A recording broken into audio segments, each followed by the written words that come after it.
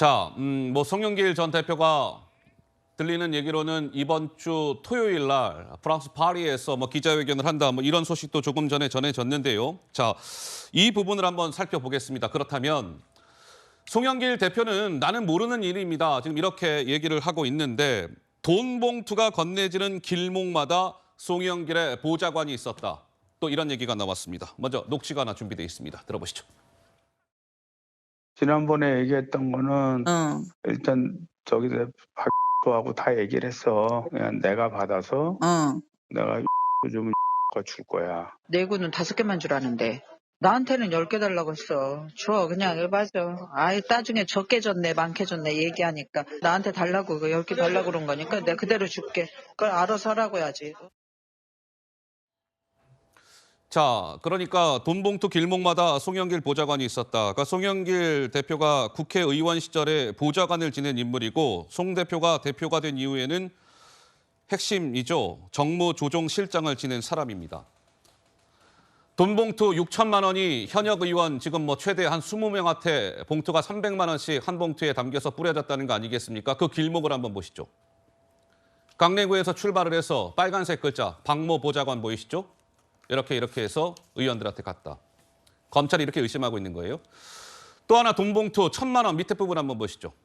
역시 마찬가지로 강냉구에서 출발을 해서 또 누가 등장합니까? 빨간색 글씨 박모 보좌관을 거쳐서 지역 상황실장들 뭐 20명한테 봉투에 50만 원씩 담겨서 1,000만 원이 갔다. 자, 장윤미 변호사님. 네. 송 대표는 모르는 일이다. 그러나 길목에는 박모 보좌관이 떡하니 존재하고 있다. 이 상황을 어찌 봐야 될까요? 일단 검찰은 박모 보좌관이라고 적시된 사람을 송영길 대표 수사로 건너가는 징검다리로 인식할 수밖에 없을 겁니다. 야. 지금 송영길 대표를 지시하는 여러 가지 증거들이 있는 것으로 보입니다. 이를테면 녹취에서 송영길 대표가 뭐 강내구가 돈을 많이 썼냐고 나한테 묻더라. 근데 이거는 법적으로는 큰 의미가 없을 수 있습니다. 이게 원 진술자가 송영길 대표잖아요. 네. 나 그런 말 한 사실 없다 이러면 증거로도 못 쓰거든요. 허허. 그런데 이 문자 메시지, 텔레그램 메시지로 윤에게 전달을 완료했다라는 그 수신처가 박모 보좌관으로 돼 있다는 겁니다. 그렇다면 박모 보좌관이 본인만 그걸 인지하고 끝냈을 것인지, 본인의 바로 위에 있다라고 지칭되는 송영길 대표에게 보고를 했을 것인지 그 여부. 아마 검찰은 이게 최종 기착지는 수사선상 송영길 대표를 겨냥할 수밖에 없는 국면으로 가고 있고, 다만 이걸 인적 진술로 확보를 할 것인지 아니면 예. 또 다른 물증이 있을지를 검찰이 좀 확보하고자 노력할 것으로 판단됩니다. 알겠습니다. 자, 이런 상황에서 돈 봉투 의혹을 수사하고 있는 검찰이 송 전 대표와 이정근 전 부총장의 관계에 주목하고 있습니다. 송 전 대표는 2021년 5월 본인이 대표가 되기 전부터 이정근 전 부총장을 좀 챙기는 듯한 모습을 보였습니다. 영상이 하나 준비되어 있습니다. 잠깐 보시죠. 자, 이것은 2019년 4월 26일부터 중국 상하이로 여행을 간 모습들입니다. 근데 이 당시에 보시면 지금 한번 보세요. 자, 박모 보좌관 등장해 있고 이정근, 윤관석, 송영길, 강냉우 지금 이번 돈봉투 살포 사건의 핵심 관계자들이 이미 2019년 4월 26일부터 5박 6일 동안 중국 상하이로 여행을 간 모습입니다. 전당대회 2년 전이었죠. 자, 그렇다면 송영길 전 대표가 이정근 부총장을 향해서 한 이야기가 또 있습니다. 이어서 한번 들어보시죠. 오늘은 저는 우리 서초에서 민주당의 깃발을 지키고 계시는 이정근 위원장을 모시고 우리 상해 항저우의 임시정부 기념관을 찾았습니다. 선조들의 애국 정신을 계승해서 민주당을 새롭게 발전시키고 나라를 나라답게 만들고 문재인 정부 성공을 위해서 이정근 위원장과 함께 뛰겠습니다. 이정근과 함께 서초가 변화돼서 대한민국을 바꾸고 열심히 뛰겠습니다. 이정근 파이팅!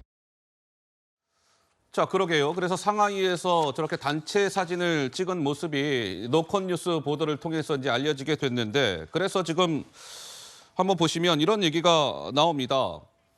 지금 제가 조금 전에 말씀드린 것처럼 이번 돈봉투 사건에 핵심적으로 연루돼 있는 사람들 윤관석, 이성만, 강냉우, 이정근, 박모 보좌관이 저 당시 상하이 여행에 동행을 했다. 글쎄요, 김종혁 위원장님, 2년 전의 여행이라고 하는데 글쎄요, 이건 좀 우리가 이 상하이 여행은 좀 짚어봐야 될 포인트가 있을까요? 어떻습니까? 저 사진이 아마 그 상해 임시정부가 있는 그 건물, 저 지금 화면에 오른쪽으로 보이는 게 그 건물 같고 그 골목길에서 찍은 것 같아요. 네. 상해 임시정부를 방문해서 뭐 그 문재인 정부도 상해 임시정부를 계승해서 뭐 하겠다 이런 것들을 강조하신 것 같은데 저 여행 자체가 보면은 그 송영길 대표가 전당대회를 앞두고 자기 캠프 사람들을 이제 이게 캠프를 꾸리기 위해서 저기에는 보면은 원외 당협위원장들도 꽤 있다고 하니까 핵심들을 모아서 이제 내가 한번 대표를 나가봐야겠다라고 생각을 하면서 저 모임을 준비한 게 아닌가 싶어요. 예. 그렇게 추정할 수 있을 것 같고 그리고 지금 보시다시피 화면에 나오는 저 분들 강내구, 윤관석, 이정근, 그다음에 박모 보좌관 이분들이 다 최핵심이고 이분들이 다 지금 그 우리 전화 통화에서 녹취록에 다 등장하는 분들이잖아요. 공교롭게도 그렇게 됐어요. 예, 그런데 송영길 대표는 나는 잘 모른다. 이정근의 개인 일탈이다. 이렇게 얘기를 하면 그게 받아들이거나 이해가 될까요? 하하.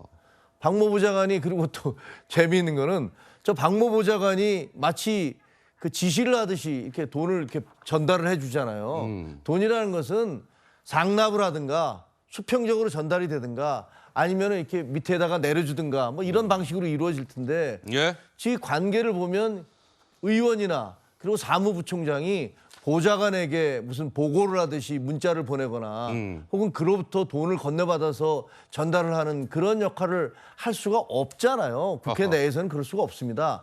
근데 보면은 저기서 저 사람들이 박모 보좌관으로부터 박모 보좌관에게 보고를 하고 돈을 받고 하는 그런 과정들이 있었던 것은 예. 송 대표에게 본인에게 할 수 없기 때문에 그러니까 그 사람의 대리인인 박 보좌관을 통한 것이구나라고 그렇게 합리적인 추론을 할 수밖에 없는 거 아니겠습니까? 예. 그래서 저게 뭐 여러 가지 증거가 아마 더 나올 거예요. 그리고 그 3만 개나 된다는 녹취록에서 또 어떤 얘기가 나올지 알 수 없습니다만 예. 나는 모른다. 이정근의 개인 일탈이다. 이렇게 넘어갈 수는 없을 것 같습니다. 자, 지금 뭐 그 이정근이라는 전 부총장, 송영길 전 대표가 뭐 인연이 굉장히 오래됐다고 하더라고요. 예. 그 이정근 씨가 방송 작가 출신인데 그 당시 송영길 대표는 뭐 변호사였고 그 당시부터 두 사람이 인연을 맺었다. 오래된 인연이다. 뭐 이런 기사도 나오고 있는 가운데